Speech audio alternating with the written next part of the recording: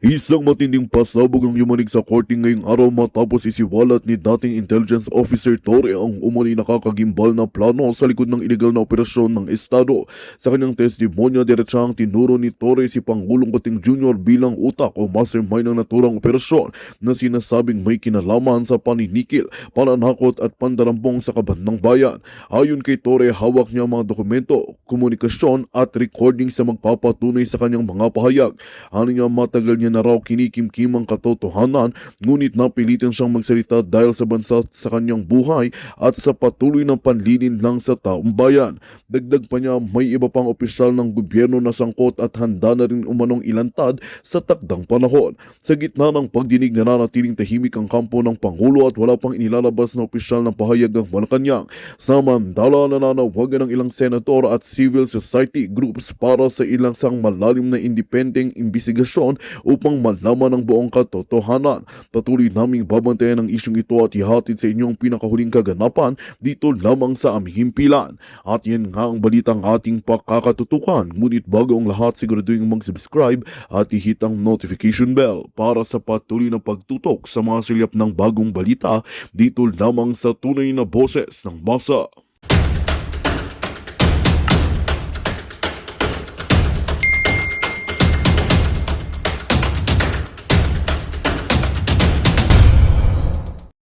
Cause, ang gusto ko lang gawin is unang-una, meron kasing document galing sa ating Pangulo papunta sa akin na sulat, no, na lumabas dahil kinuha siya sa isang lawyers group chat. Hindi namin alam kung sino ang kumuha at inilabas siya.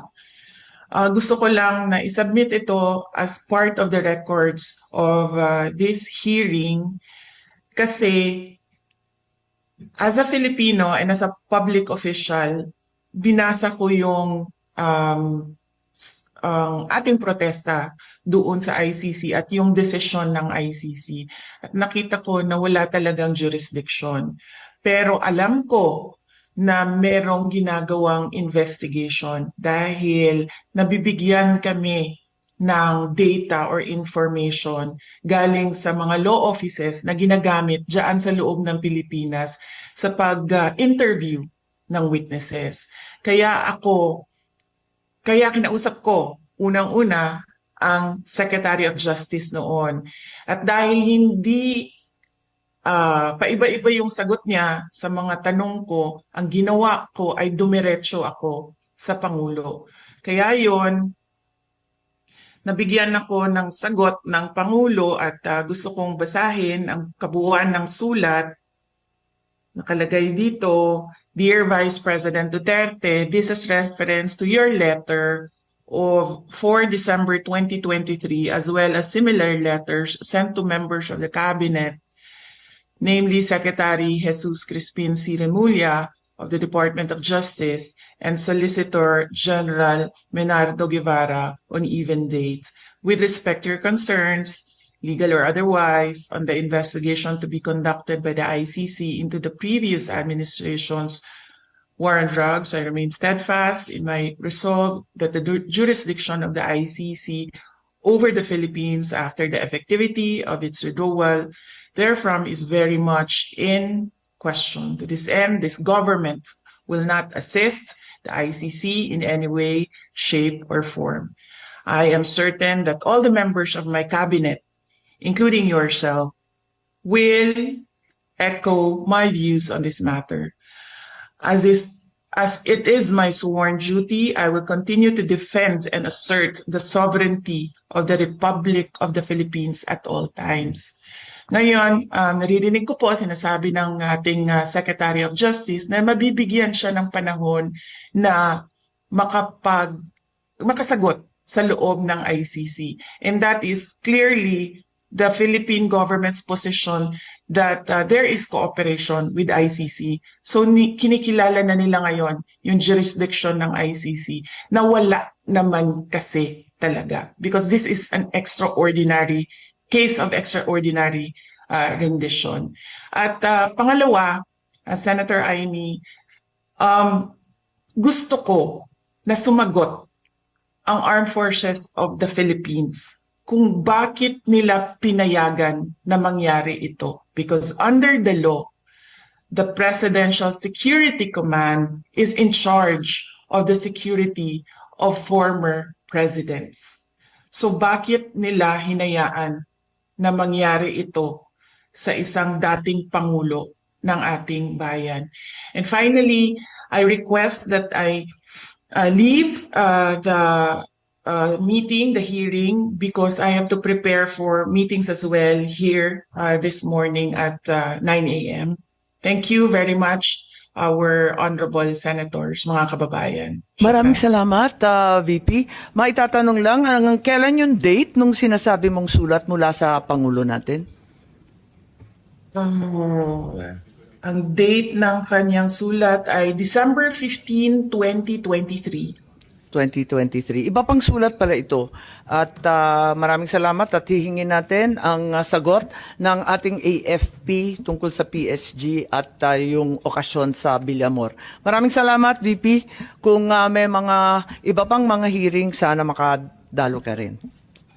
Thank you. Opo, salamat. Okay, I think that's posited to Secretary Chodoro. Nawala Yes, na ma'am. yata si General Larida. No, ma'am, I will answer all the questions regarding the Armed Forces of the Philippines. As we said, we were deputized to support the Philippine National Police. And it is part of the constitutional duty of the armed forces to follow processes.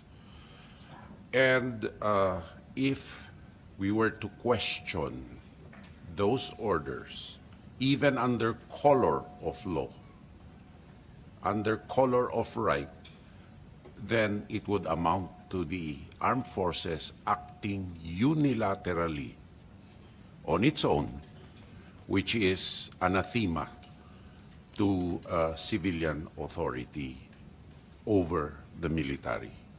As we said, our jurisdiction ends in providing support to the Philippine National Police.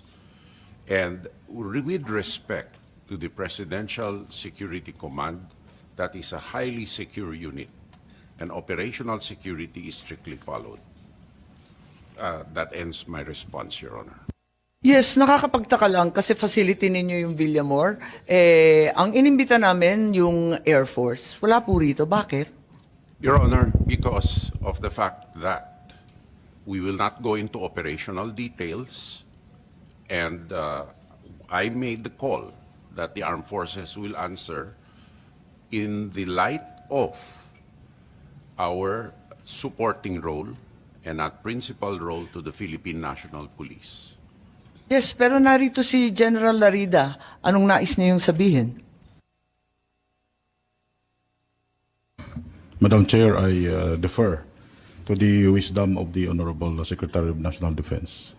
That is, the AFP's role is to support the Philippine National Police. Thank you, Madam Chair. Kahit sa Villamor mismo. Kahit sa lugar ninyo mismo, kampo ninyo eh. Yes, sir. Yes, Madam Chair. Ganun.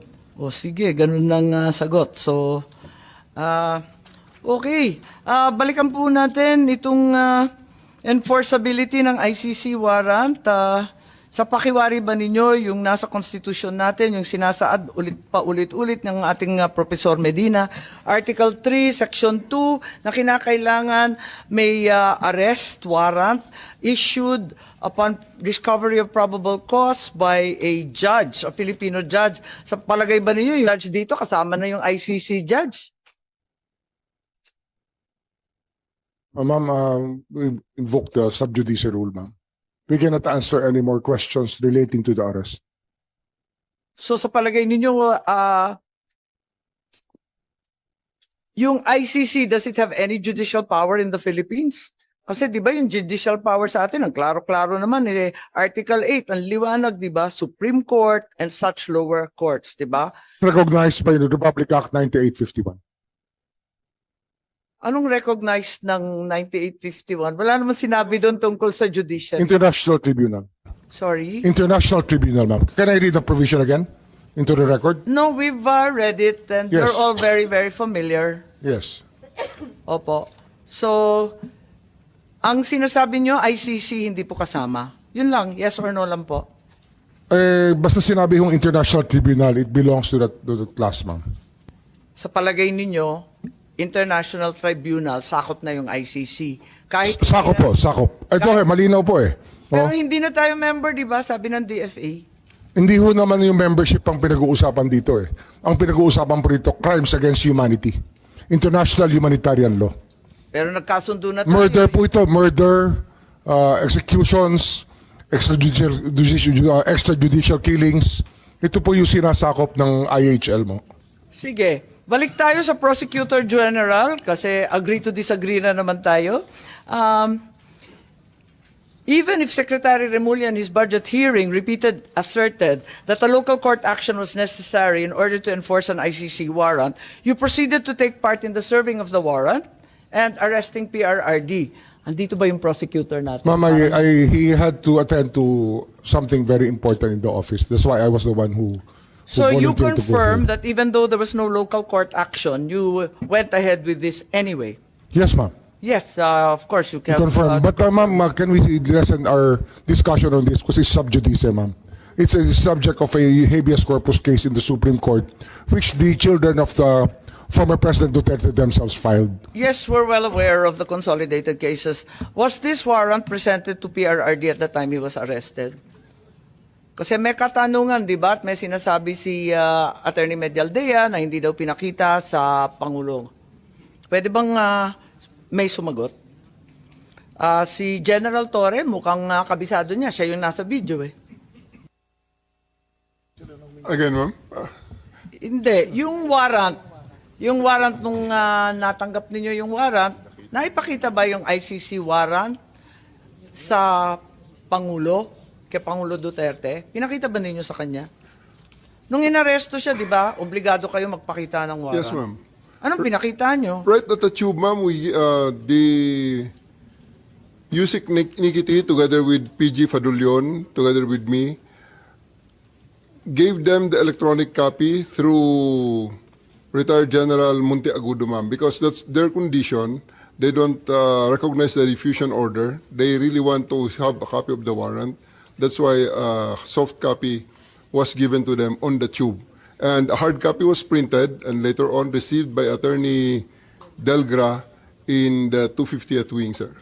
250th wing, ma'am.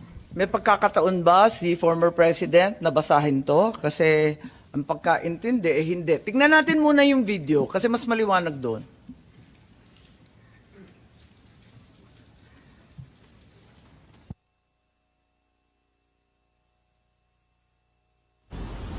Pag umaresto ka ng tao, pag inaresto ka ng pulis, pwedeng hindi dala ng pulis ang warrant mo?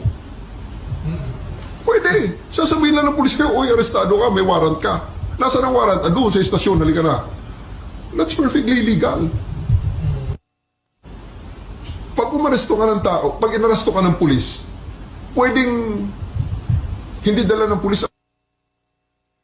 So ang sabi po ninyo, hindi naman kailangan yung warrant eh, kaya hindi ninyo pinakita. Tama po ba yun? Ma'am, that is a very, very different interview in the aftermath. But I'm talking of Anong pinag-uusapan sa interview? and I'm talking about we have already veered on the general rules on the warrantless on the service of the warrants, because during the time and up to this time there are still a lot of people saying that I'm wrong in there, that you cannot arrest a person with a warrant that as a person has a warrant, yet you cannot serve it without the physical warrant. So all the lawyers know here Diba ang that, ma'am, sabi, that I'm right there. Kailangan ng warrant as soon as practicable. At hinihingi talaga ni former president. Di ba hinihingi niya? Hinihingi ng abogado niya, asan yung warrant? Tama, di ba hinihingi Yes, nila? ma'am. Anong pinakita nyo? We gave them the electronic copy of the warrant, and it was given to them by Yusek Nikiti together with PG Fadulyon. It was received by Yung General warrant, anong klase yung Monteagudo. itsura ng warrant? ICC, Interpol? It's an ICC warrant, ma'am. ICC warrant. Yes, ma'am. That was directed to the Interpol. That was the attachment of the diffusion order. Pero ayon sa ating batas, di ba, napakaliwanag naman na yung court o judge, kinakailangan Pilipino. Di naman sakop noon yung Interpol, yung ICC. Bakit naging warrant rin sa Pilipinas yun? I will defer the answering to that question to the DOJ, ma'am, because I was with the DOJ during the time, and it was the DOJ. Hindi nandun si Prosecutor Fadul yun Ikaw naman Yes, ma'am. bumasa ng Miranda rights, hindi man lang yung prosecutor. Tinikoberan mo na yung papel ng DOJ, kaya sumagot ka ngayon. Ma'am, we're talking situation in the tube. Hindi, sinabi mo kasi, ang liwaliwanag, sinabi mo, hindi naman kailangan ng warrant eh. It's a different matter, ma'am. Altogether different matter. Bakit? Ilang warrant ba yan? One warrant, but different. That question on the interview is a different situation, ma'am. So, kailan mo pinakita yung warrant? Yung sinasabi mo electronic copy? The first time, ma'am, it is not At kanino? me. It was not me who showed the warrant. It was Yusek Nikiti together with PG Fadulyon, together with me there in the tube of the plane. The former president is still there inside the plane. It was given to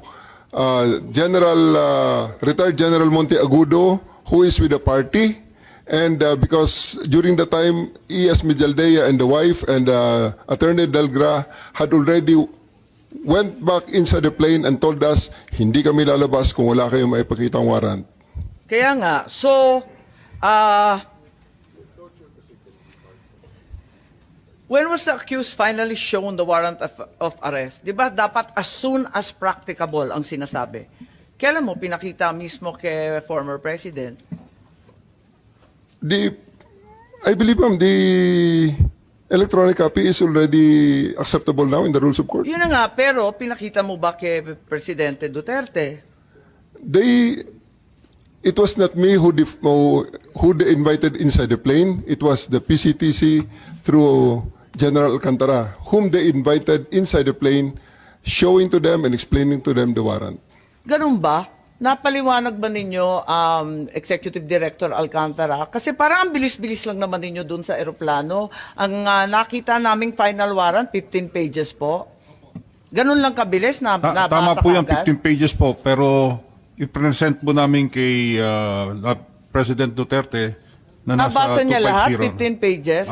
Ang bilis-bilis lang lumabas eh. Oh, hindi po niya nabasa yan. Hindi niya nabasa. Oo, hindi niya. So, bakit Doon po namin present sa kanya. kaya nga, pero ba't hindi niyo pinagbigyan na basahin? Kasi karapatan talaga ng akusado at ng arestado yan, di ba? At that point in time, ang may kopya po ng warrant ay si General Alex Monteagudo. Nagbabapiring po sa telepono niya. Matagal pong mabuo dahil Siyempre, nasa airport. Oo, kaya Tapos nasa loob kaya ng nga po. aeroplano. Kaya So, nga sa po madaling sabi, Kaya nga po nag-print kami ng hard copy. So pagdating po sa 250, doon na binigay sa kanila yung warrant. Madam Chair, just on the warrant. yes, Senator Cayetano, please go ahead. Just one insight on the warrant and just to bolster my point kanina na bakit mas maganda na or bakit essential for me my local court, no? If you look at paragraph 12, before you look at it, can anyone in the room here tell me, I know the former president was accused of extrajudicial killing, of crimes against humanity. Pag sinabi yung torture, pwede kasing bago mo patayin, di ba? Pwedeng emotional torture, pwede mong gulpihin torture. So, included na yan. But does anyone here, can anyone tell me here that during his 6 years and before that, he was accused of ordering or himself raping people?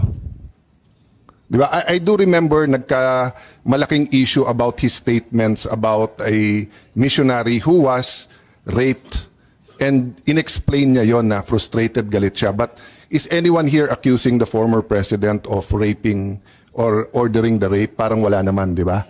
Okay. If you look at, dahil walang, just for the record, Madam Chair, dahil wala naman nagtaas ng kamay or nagsabi, paragraph 12, the chamber notes that the prosecution alleges, let me say it again, The chamber notes that the prosecution alleges that some acts amounting to crimes against humanity of torture and rape under Article 7, subparagraphs 1 ba yan, F, 71, G of the statute were committed as a widespread and systematic attack against the civilian population. Ulitin ko the chamber notes that the prosecution alleges. So the prosecution in the ICC alleges that some acts amounting to crimes against humanity of torture and rape were committed as part of a widespread and systematic attack. For me, it's the first time I read that someone was accusing the president, the former government. But if you look at the last page of the warrant, or second to the last page, page 14, no? Issues a warrant of arrest. So for these reasons, the chamber hereby issues a warrant of arrest for Rodrigo Roa Duterte, born on 28 March 1945, for his alleged criminal responsibility pursuant to Article 25, Paragraph 3, Paragraph A of Statute for the Crime Against Humanity of Murder, pursuant to Article 7(1)A, wala yung G na rape, committed in the Republic of Philippines during the relevant period as set forth in this warrant of arrest. So I just want to make this point, Madam Chair. So kung sa akin nangyari to, pupunta ako sa Philippine court at sasabihin ko sa Philippine court, sir, makita mo naman, sa Marites at Chismis kinuha ng prosecutor ng ICC. Padadala mo ako doon, pinakamaikse, 4 to 6 years yung hearing, deprived of liberty. Yung prosecutor mismo nag-allege ng rape. The harshest critics of President Duterte accuse him of being insensitive to women, saying misogynist, masama yung etc. And I won't defend him there. It's on the record, di ba? And also accused him of being insensitive to a foreign national who was a missionary here who was raped. But I haven't heard na inaccuse siya ng rape or ordering rape. Ang alam ko nga, galit na galit siya pag ministreat yung mga kababaihan. So, dun pa lang, questioning ko to before a Philippine judge. Kasi, kawawa naman ako pag nandun. So that's my point. So, the second point I just want to make kay SOJ is, I personally will respect its sub judice because this case in the Supreme Court is so important. But just for the record, it's nag-rule na rin, kung hindi ako nagkakamali, nag-rule din ang Supreme Court dyan na we cannot stop the hearing or we can continue kahit na sub judice. But he's not asking naman to stop the hearing. He's just saying, can we be sensitive to that? Because they're going to have to put their position on paper and present it before the Supreme Court. So, mamaya, Madam Chair, more factual na lang yung mga tanong ko rather than issues para yung facts naman, SOJ is not naman under dispute, di ba? And will help us pa nga sa doon. But this is just an example. And I just read this morning, pero nagulat lang ako doon na yung prosecutor pala may ganun allegation, no? Oo. Kaya nga nagkagulantaan. Palibasa, nakita natin yung warrant much later. Did any one of you, General Marbil, General Torre, meron ba kayong hawak na ICC warrant of arrest at the time of his arrest?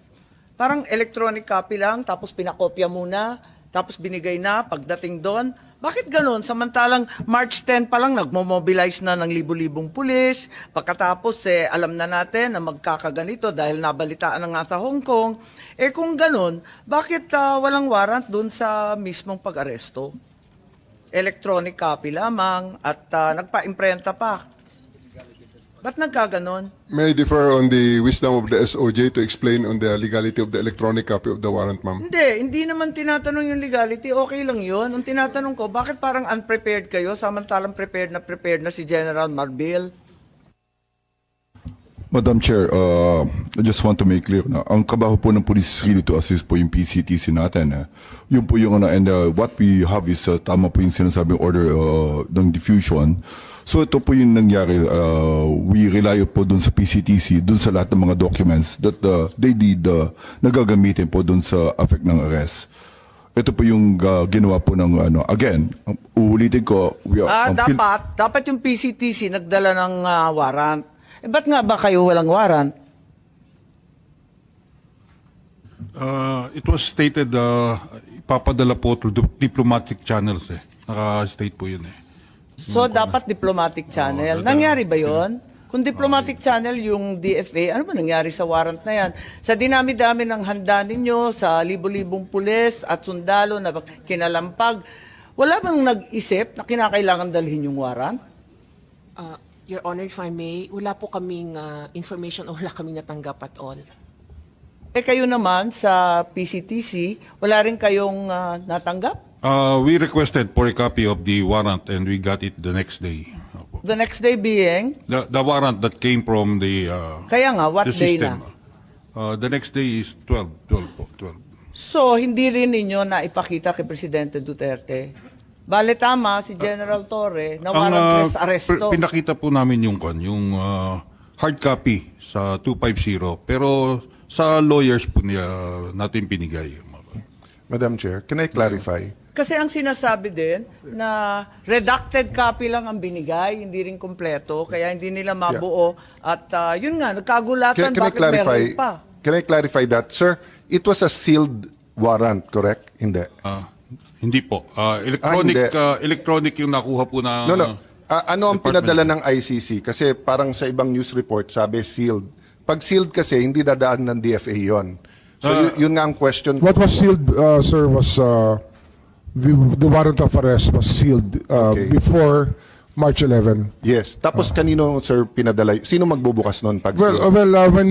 When they demanded a copy of the warrant, we relied on our fail-safe mechanism. We have a fail-safe mechanism to make sure that the documents are secure in our possession. So it's the DOJ that produced the warrant. Hindi sa may bias ako sa DFA, but I've worked with these people. Kasi pag sealed, may option na hindi padaanin sa kanila. At kahit pinadaan sa kanila, I don't think they have the authority to open it. Diba? Yes, but we had to use our fail-safe because the PCTC could not produce the warrant, so we had to use our fail-safe. But once naman it's opened by the proper authority who's allowed to open it, diba, to unseal it, then, syempre, Philippine law na. Ipapakita mo talaga dun sa na... Yes, we showed it to the president and to his lawyers. Teka, mapapaliwanag lang ako.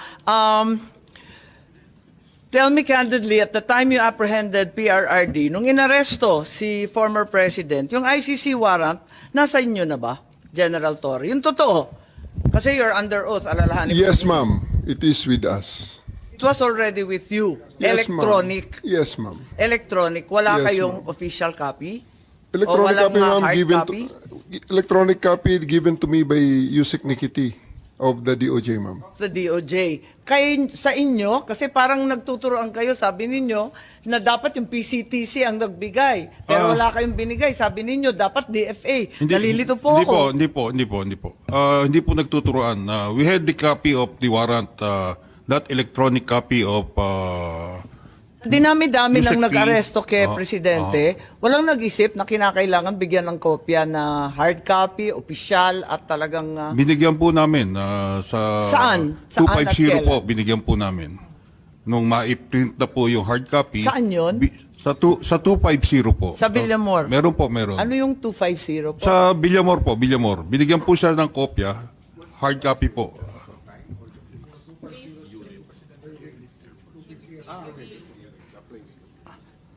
So nandun, anong oras? About shortly before 12 po. Around 12, around noon at that time po. Noon. Noon time? Magandang balita ang hatid namin sa inyo ngayong araw. Sa pagtatapos ng aming balitaan, nagbigay kami ng mga mahalagang impormasyon. Maraming salamat sa pagtutok at pagsuporta sa aming programa. Huwag kalimutang manatili sa mga susunod na araw para sa mga bagong balita at mga kwento na dapat nating abangan. Mula sa Boses ng Masa, magandang araw, Pilipinas!